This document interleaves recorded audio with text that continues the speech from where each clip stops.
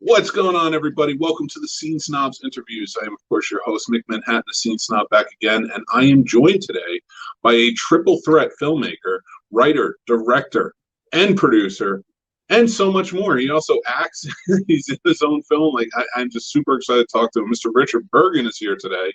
Richard, thank you for joining the show. Thank you for having me on your show, Nick. I think this is going to be a great interview. I am excited. I really am. You got Fangs, which is your feature film coming out, and I want to talk to you about that. But I thought we'd start from the beginning. Every superhero has their origin story, so to speak, especially filmmakers. So I want to hear what got you into the passion of filmmaking. Well, I decided officially that I wanted to be a filmmaker around 2015. And I've been kind of leaning in that direction for a while, but that was when I officially made the commitment that, this is what I want to do. And, I think for me, it's not so much that I want to be a filmmaker, it's that I can't really see myself doing anything else at this point, because it's just, I have the urge to make movies and tell stories through this format. It's just kind of in my blood.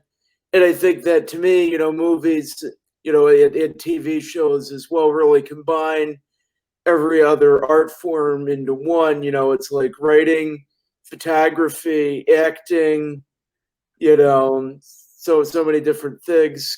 Music, of course, can't forget music. That's a huge part of it. So all these different things. And then, drawing, if it's animation too. So many different things combined together to make any different movie. And that's, I think, really why I can't see myself doing anything else. I've always said I wish I could be as passionate about being an electrician as I am about being a filmmaker, because that's a lot easier. I got it. Yeah, I definitely understand that feeling. It's a calling, really. But I love that. And so you've been doing it about 5 years now, and this is your third project that you've written, produced, directed. Yeah, I was the executive producer of Fangs. I don't want to give my wonderful producer Robert Felker the short shrift, but I was the executive producer. So it's like I was his boss and he's my boss at the same time. It's an interesting relationship. Yes, and the nice part about that is it's like when you have a producer like that, and even though you've written, you've directed, it's almost you have to just get simpatico with it and just work together and trust that person and say, like, listen, I need you to be my boss on this. So absolutely. And how did that work out well? Did you guys get along with that dynamic? Yeah. No, we have a strong working relationship. We certainly had some conflicts when we've had different visions of how Fangs should be, but we always reach a compromise, and we're very honest with each other. And I think that is really the most important thing. And I think that also one thing that is a problem for many filmmakers is that, it's easy to let your ego get in the way of making the best decisions. So at a certain point, you have to put your ego aside and look at what is objectively best for the movie versus my own personal fantasy of being, worshipped and adored, which it doesn't usually work out like that in real life. No, that's true. But I mean, I want to get going back real quick to getting into Fang, because your first two projects, like you said, were shorts, and they were smaller casts, correct? They're only maybe. No, yeah, it's well, I think making a feature film, making short films, it teaches you like the basics, the essentials of what filmmaking is, but I don't think anything can really prepare you for the magnitude of making a feature film, because it's really like on a whole other level and scale. So what got me into feature filmmaking was basically I gave myself the job of being the director of Fang after I wrote the script for the movie over a period of 5 months. I started writing it in March 2019, then I finished writing it in August. And then we moved into production not too long after that. we filmed in January and February in Chicago. So, Oh, you so were like right there up against quarantine. I know, yeah. Well, that's what I was. Yeah, I mean, it was incredibly good timing. We wrapped like a month before the shutdown happened, and everybody was telling me, why are you filming? Why do you want to film in January and February in Chicago? It's so cold. You're gonna have a bad time. And and I was worried about the weather potentially, because snow can ruin continuity. Like if there's suddenly a snowstorm and you have to film something outside, then that could be a problem. But we were incredibly lucky with the timing of the filming of Fang, and in March everything shut down, which nobody could have anticipated. But in retrospect, I was incredibly lucky with that. Yeah, absolutely, and that's awesome that it worked out for you, especially in Chicago, like you said, which is you never know what you're going to get at any given moment. Exactly. Yeah. I mean, one day it was like I woke up in the morning, it was like 4 degrees. Then a couple of days later, it was like a high of 50. Yeah, but you were shooting on the 4-degree day, and I was like, "Come on, why couldn't I shoot?" Well, thankfully, most of our filming was done indoors, so that made things easier. Though we did have one day where the location we were filming in, the heat went out in the building, and then we realized it was kind of a general electrical failure because the TV in the living room caught on fire. Oh my God! Yeah, there was this smoke coming out of the TV. So soon after that, we decided to abandon that location, and thankfully, we found a different house to film in very quickly. That was a million times better because that house was going to be one of the main settings for Fang, but it didn't really work out that way. But now, yeah, it all worked out in the end miraculously. Yeah, and I'm glad it did, especially with feature. You never know, like it kind of can go all around, and just like throw you for a loop. But but when it comes to Fang, I'm gonna talk about the movie a little bit. It is so I don't want to give. I haven't seen it. I don't want to give anything away for Well, anybody. nobody's seen it. We still have another month till it'll be finished, but I hope. I think it'll make a big impact on people when it's ready to be unleashed to the Yes. world. Well, it's a very cool premise that you have, and if I Thank you. ask you a little bit to, for my listeners, if you can explain the premise a little bit, just so that way they get an idea of what's coming. Oh yeah, well, Fang is the story of a young man named Billy Cochran. He is a janitor who lives with his mother in this kind of gritty neighborhood in Chicago, and Billy has undiagnosed autism, so he's very kind of disconnected from the people around him. He's a very isolated, lonely guy. And so one night, Billy wakes up, he has to go to the bathroom, and then he finds this rat in the bathtub. And then the rat jumps out, it chases him around, his living room, and then the rat bites him. And so from there on out, Billy starts to feel like he is transforming into a giant rat himself. And I can't give anything else away because that's the most I can say without spoiling the rest of the movie. Hey, I think you said enough, because that's what's going to draw everybody in. That's such an interesting premise, and so it's sort of a horror movie, a psychological horror Psychological horror is how I would describe it. Oh, I love that genre. Are you a big fan of horror? I am, yeah. Well, definitely. I think I draw my influences from a number of other places, but I think it was seeing movies like Psycho and The Shining that made me want to be a director. And then I saw a bunch more movies after that made me want to be a director even more. That was kind of the beginning, like, during my kind of younger teenage years, where I was just kind of discovering film as an art form for the first time. But yeah, I do have a soft spot for horror, even although it's hard to get a horror movie that I really adore because I have high standards for the genre when they get it right, and then it's really a wonderful thing. Yeah, absolutely. And well, I almost wonder because I know a lot of writers and a lot of directors will kind of surround themselves or submerge themselves in watching certain movies or scenes and such. What were some of the movies that you were drawn to while you were writing Fang, or even just directing it?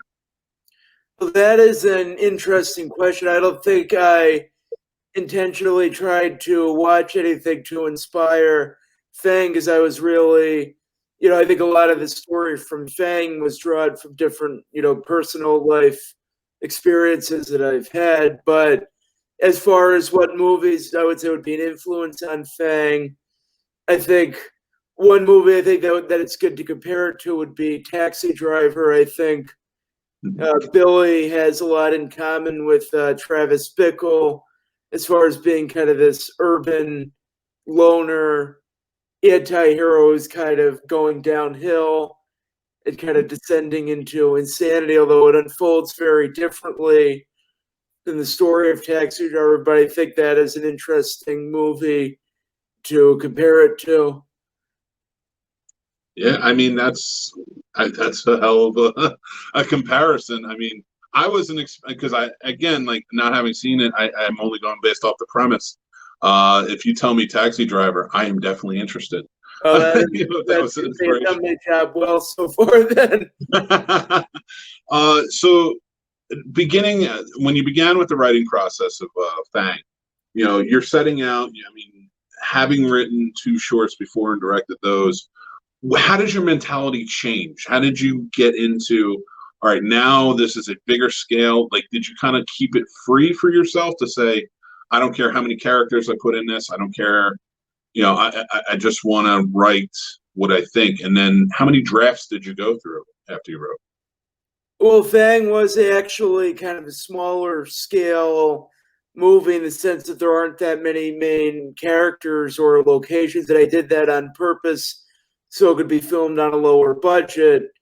And I have another, feature film script I've been working on for a while, and that's a somewhat bigger scale, but I wanted to do Fang on a very small scale so I could actually make the movie, because the less money it costs to make, the more likely it is to get made. And so I think that was definitely an influence for me while I was writing it. But then but I think the small scale works well for Fang because it's a very intimate kind of family drama in a sense. The mother son relationship between Billy and his mother Jean is really the core of the movie. Hmm. And a lot of the scenes are just them interacting with each other as you can kind of see him progressively inching toward the edge, and how he's kind of his relationships with other people are deteriorating. And Yeah. so that's it. I didn't actually do that many drafts of Fang. I think because so much of this was a personal story for me, it came out more easily in that sense. But I did make a few major revisions to it. There was, like, I remember I was originally going to have, Billy have two parents, his mom and his dad. Then I cut out the dad role and limited to just his mom. So it would have kind of that more intimate focus. Yeah, because I didn't really think we needed to have like an extra character, because I couldn't figure out how to make it work with two parents in that setup. And then there are other changes I made too, like, originally I was going to have Billy work as a janitor at a meat packing plant, but when we couldn't get a location that would resemble a meat packing plant, then I changed it. It's always just a factory that makes meat processing equipment. So different stuff like that, were different changes that were made as we were making the movie. But because there are so many minor changes that I made at different points, I'm not sure the exact number of drafts, but I would estimate like about maybe 3, 4, or 5, something around that range. Nice. Well, so then you take it and you go and you meet your producer. Well, you meet with your producer who you've been collaborating with, and where'd you guys take it? Like I have a lot of indie filmmakers kind of pay attention to the show, and I love to talk to other filmmakers and kind of show them the process, if you will. That's why I'm asking kind of like step by step if that works for you. Oh yeah, well, I think the first step is you have to get the money to make the movie. Thankfully for me, I was able to self-finance it with kind of my family's money, from my dad, because we did it on such a low budget. So I was very fortunate there. So that is the step one: get the money. Yep. Step two: get a good producer, get a good cinematographer, work with the most talented people you can, because that is a very crucial thing. Because no matter how good you think you are as a director, you can't do everything yourself. You have to have other people who can fill in for your deficiencies and who are great at their jobs and that you work together well with. So that is step two. And then step three is get the best possible actors for the movie and make sure that the actors kind of match their character in some sense, because I know that actors love the whole idea of method acting. They want to trade for years and really disappear inside their character. But when you're making a low budget movie, you don't really have time for that. You have to find actors who can kind of already relate to their character in some sense without like having to really stretch to really understand the role. And then step four is film it and try to make sure that you actually get it done on time and under budget. And then step five would be post-production, which is really the longest step. I love that, and that's such great advice too, especially you saying like finding actor with a low budget, finding actors the best possible actors you can that can relate to the characters. Not many people would say that. Not many filmmakers are going to go out there and say that. They're just but that's I think that's a good vision to have, especially when you say low budget. It's because there's nothing wrong, in my opinion, with saying low budget, high budget, whatever. Oh, well, it's just being honest. I don't have tens of millions of dollars. If I was Bill Gates Jr., then my movies would probably look a lot different. Oh, and absolutely, and with Fang, you're gonna in the talent shown through Fang, I'm sure it's gonna work its way up like that. So, no, absolutely. But people. Yeah. Filmmakers coming in, it's an exciting time, and like you said, those steps really are going to help big time. Well, thank you. Well, my philosophy with directing actors is that the best acting is the least acting. Like, I want actors to really authentically feel what their characters are going through. So I really look for authenticity. And, if they're just being themselves when they're in the role, that is a really good thing to have, because then that makes my job easier and that makes their job easier. Yeah. And so now you guys have said you have about a month left with Fang, and before it's ready to come out, and you're still working on it. What's your next step? Where do you go? Are you looking for distribution? Are you going to go for film festivals? Well, what I'm going to do is I'm going to have an online premiere for Fang in November, and I'll determine the exact date after, we're very, very, very close to getting the movie done, because I don't want to, announce it and be like, oh, it's not done yet. That's fair. That's fair. Yeah, so we're going to have the online premiere, and then after that, we're going to get a distribution deal for Fang, so I can make back some of the money I spent on making it. And then after that, then I'm going to start the whole process all over again with my next movie. That's fantastic. And it's so cool to hear that you're getting ready to jump right back in. And that's what I can't live without it. Yeah, and that's amazing, and I love hearing that. I love the passion whenever I talk to filmmakers, and it's just, you can feel it, you know. Yeah. So let me ask you this, without giving anything away. What were your some of your favorite memories from Fang while shooting? You know, it could be behind the scenes, or it could be just some, you know, cool special effects or whatever. But like, you know, what are some of your favorites?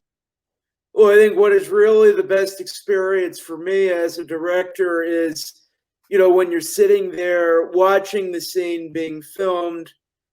Like the way we had it set up was that, we had the actors on set, then we had like a little monitor, and I sat by the monitor and watched what it looks like on camera while it was being filmed, which saves time, so I don't have to review the dailies afterwards, because it's like two birds with one stone.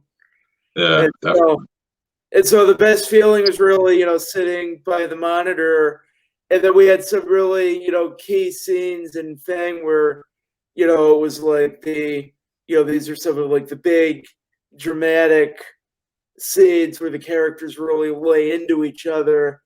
And then just sitting there watching that and just seeing the actors nail it is just an incredible feeling. Like it feels like seeing movie history getting made right in front of you, and seeing, the script that I wrote come to life.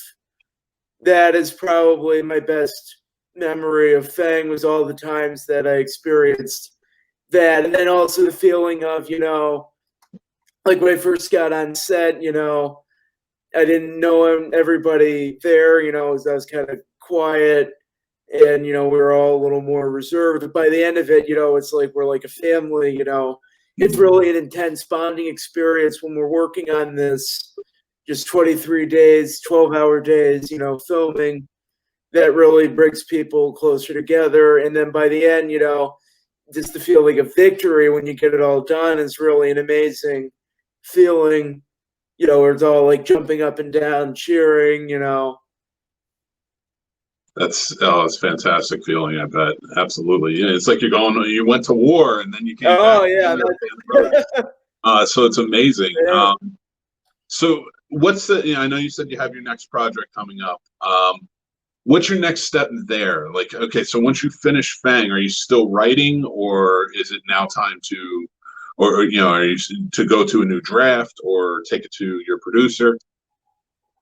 Well, yeah. Well, once I'm done Fang, and I am still finishing the revisions for my next screenplay. So as soon as I'm done with that, and I'm all done with Fang, then we're going to jump back in the pond again and say, all right, well, let's do this for Nice. my second feature. And part of it is just, pragmatic, because at this point, I need to make a living.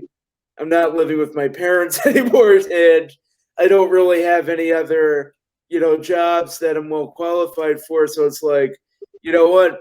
I'm a filmmaker. I have to do this, so let's do it. That's awesome. I love that. And I wish you all the luck with it. I really do. I Oh, can't wait thank to see you. it. Yeah. And I appreciate you coming on the show, but I like to end things with the interviews kind of on a high note, a fun note, if you will. And it's Halloween season, the spooky season, if you will. And we all love our horror movies all throughout the year, but especially right now, I think there's something we're drawn to. What are I think some of for me, your? every day is Halloween. I love it. Yes, that's the way it should be, right? Yeah. Filmmakers, I think, are always like that. It's always Halloween. Oh, yeah. I'm Um, always in that kind of dark headspace because of all the movies I'm making. well, what are some of the movies that that you need to watch during Halloween? It's like give me maybe 5 movies that you love, or absolute, or even Halloween specials that you make sure you have to watch every year.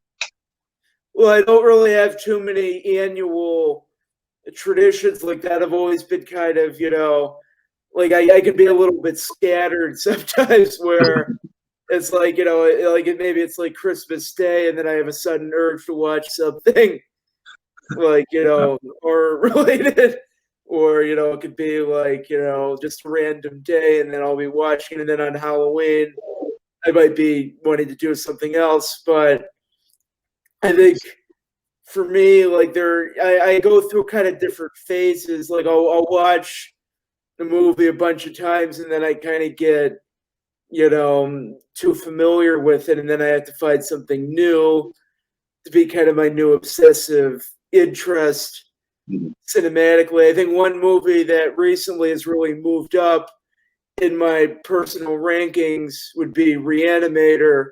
I really like that a lot. That is a lot of fun, definitely.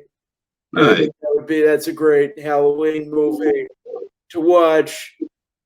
And I would still rank The Shining very highly, like as a haunted house movie, or in that case, a haunted hotel, because it's a lot bigger than just a house. Those are two great picks, honestly. Oh, thank you, yeah. And I would never even.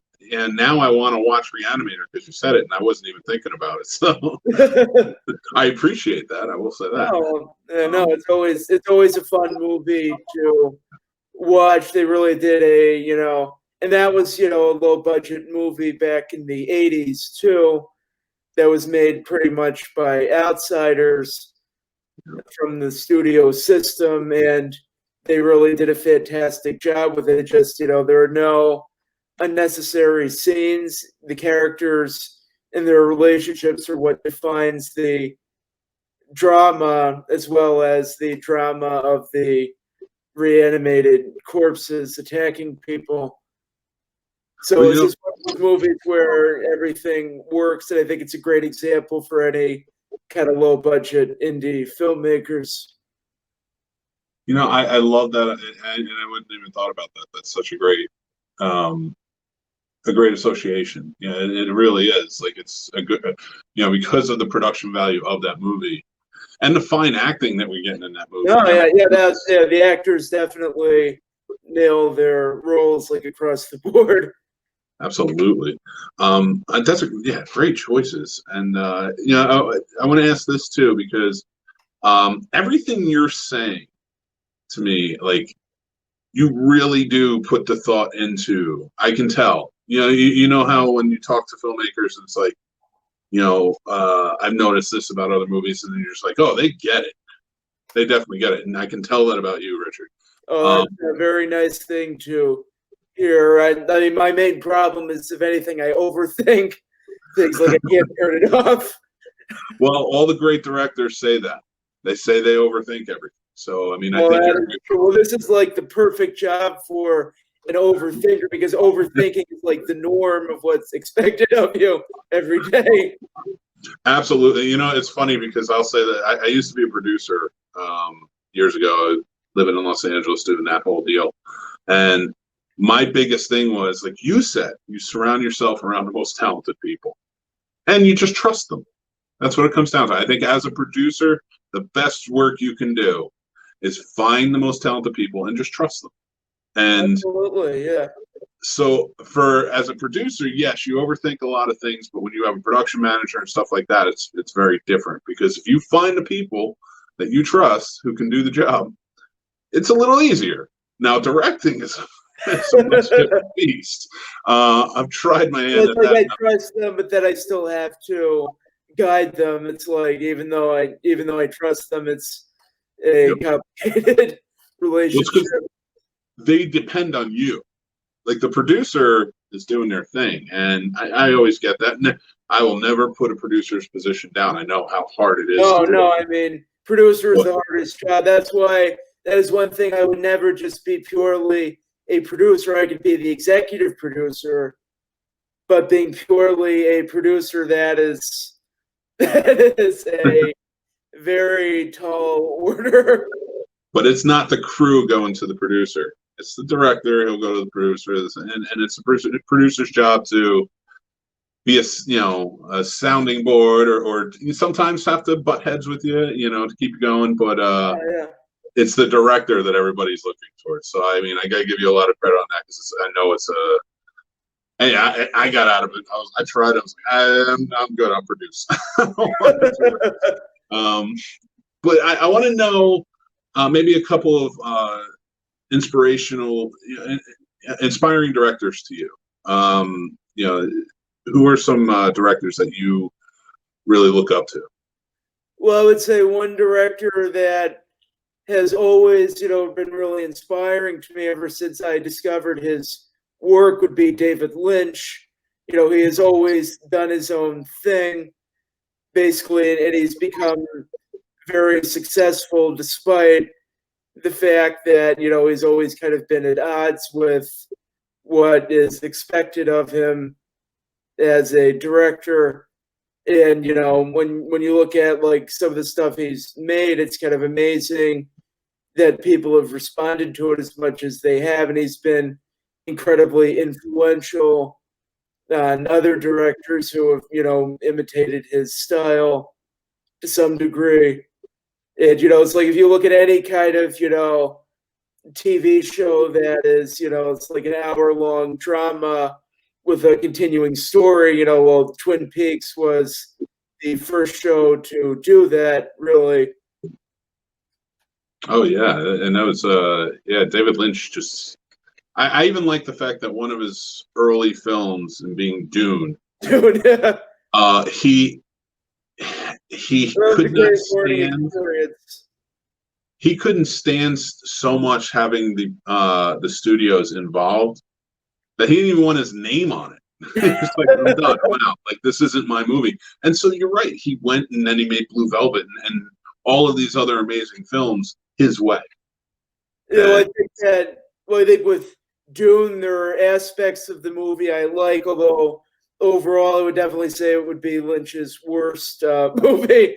But he learned all the right lessons from making it, so it was still a very important part of his career, even though he disowned it, because if he hadn't had that experience, he might never have stayed true to himself for, everything since then. Well, it's funny. I read one time, and I agree with you on Dune.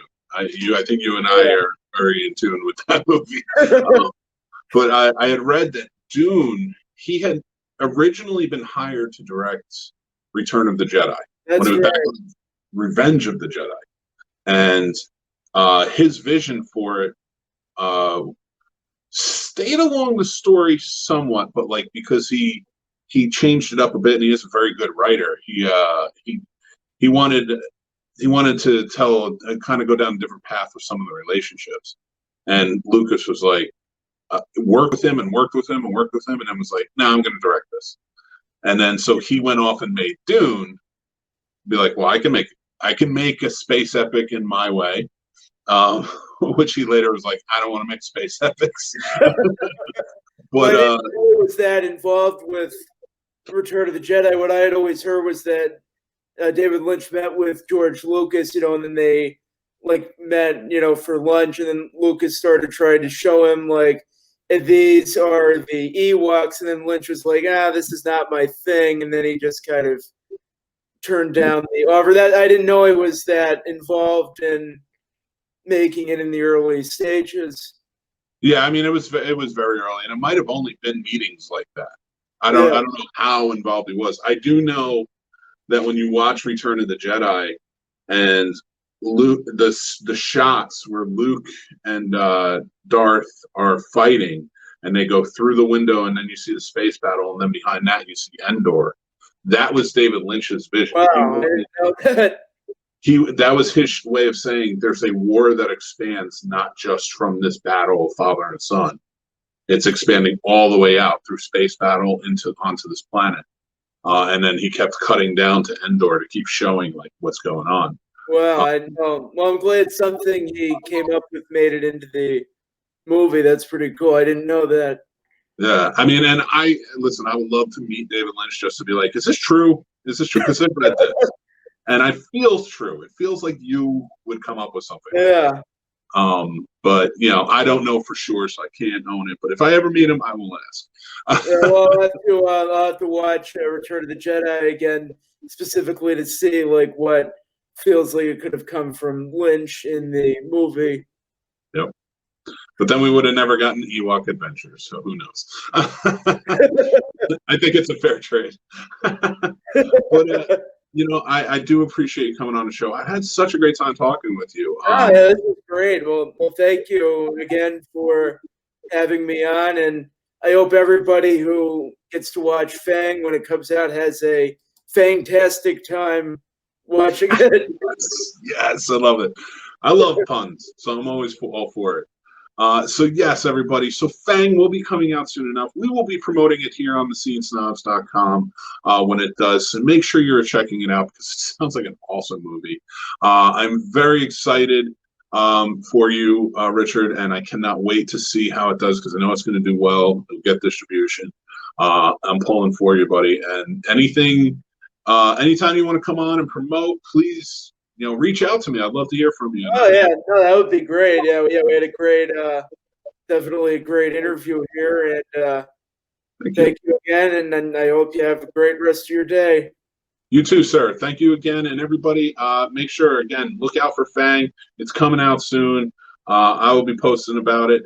This is Richard Burgin, director extraordinaire, very smart guy. I'm happy to have talked to today, and you can listen to you can listen to this in podcast format, or if you're watching this on YouTube, please subscribe to the channel and follow us at the Scene Snobs. So thank you, everybody, and I will talk to you soon. Take care.